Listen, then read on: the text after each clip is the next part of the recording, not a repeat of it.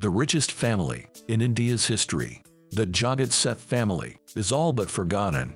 But at one point, they were richer than the British Empire. Their fortune was worth the equivalent of $1 trillion.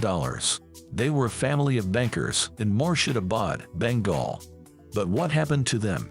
The head of the family was named Manik Chand. In 1707, he made a smart investment in Prince Farrukhsiyar. Chand financed the prince's rise to power. Farrukhsiyar became the Mughal emperor. He rewarded Manik Chand with a unique title, Jagat Seth. Jagat Seth means banker of the world. That was actually very accurate. Jagat Seth was the greatest money changer in the world. Every major merchant company had dealings with him. He ran the largest banking house in the country. At the time, most cities in India had a Seth office. The offices resembled contemporary banks. They even had a system of internal communication.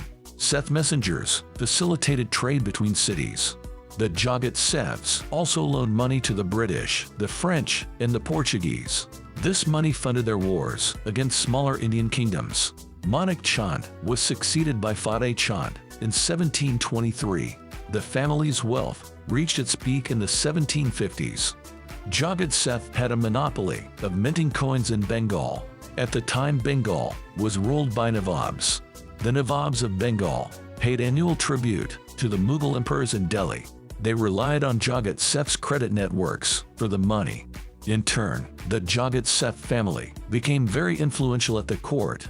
They planned and financed a coup to install their own Nawab.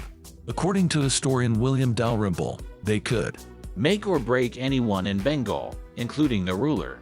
Once a local businessman named Kantu borrowed money from Jagat Seth. He was interested in buying silk. However, Kantu failed to return the money.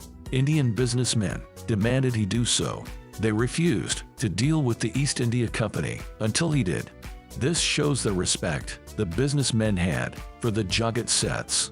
The East India Company was extremely influential, but not as much as Jagat Seth.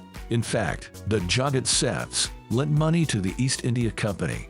They were its largest creditors. Mehtab Chand succeeded his grandfather Fateh Chand in 1744.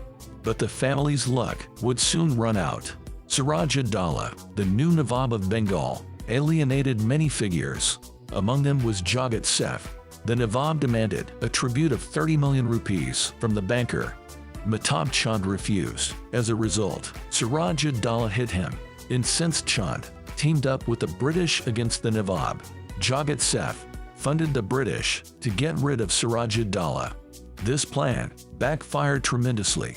The British, led by Robert Clive, defeated Suraj-ud-Dowla, but the new Nawab Mir Qasim never trusted the Jagat Seths.